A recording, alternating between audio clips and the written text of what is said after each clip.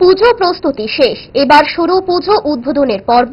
চতুর্থী রাতে পুজো মণ্ডপ উদ্বোধনের আসরে সাংসদ বিপ্লব কুমার দেব। রাজধানীর সবচেয়ে আকর্ষণীয় পুজো মণ্ডপের মধ্যে অন্যতম চিত্তরঞ্জন ক্লাবের পুজো মণ্ডপের উদ্বোধন করলেন সাংসদ বিপ্লব কুমার দেব। এদিনের উদ্বোধনী পর্বের আসরে ছিল বেশ জমাটি ভিড়।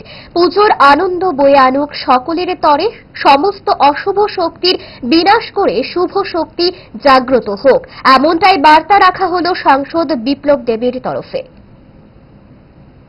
দুর্গাপূজার আনন্দ একটু বাড়বে, লক্ষ্মী পূজার আনন্দ বাড়বে, কালী পূজার আনন্দ বাড়বে।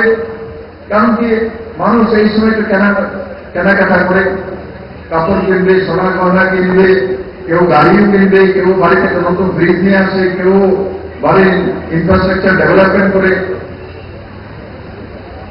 আর ত্রিপুরা সরকার 3% সরকারি কর্মচারীদের অতিরিক্ত বিদ্যুৎ দেওয়া হয়েছে।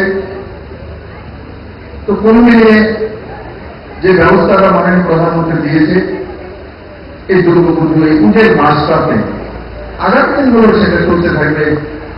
আমরা নিজেরাও তার সুবিধা নেব, অন্যকেও জাগরুক করবো। না হলে হয় কি, মানুষ যখন জাগরুক না হয়, জানতেই পারে না জিএসটি কম করে দিয়েছে, তো তার লাভ উঠাতে পারে না। অনেক স্কিম আছে ভারত সরকারের, ত্রিপুরা সরকারের, মানুষ জানেই না। আমি তো গ্রামে গঞ্জে ঘুরি। স্বরাজের চরকা সুতো, স্বদেশী আনান্দান, কুটির শিল্পের জয়যাত্রা, গাই বাংলার গান। বাংলা আমার তৃষ্ণার জল, তৃপ্ত শেষ চুমুক। আমি একবার দেখি, বারবার দেখি, দেখি বাংলার মুখ। প্রিন্স দ্বারকানাথ ঠাকুর বাঙালির ব্যবসায় বাংলাকে শ্রীময় করতে চেয়েছিলেন, ঠিক সাহা টেক্সটাইল ও আমার ব্রতও তাই।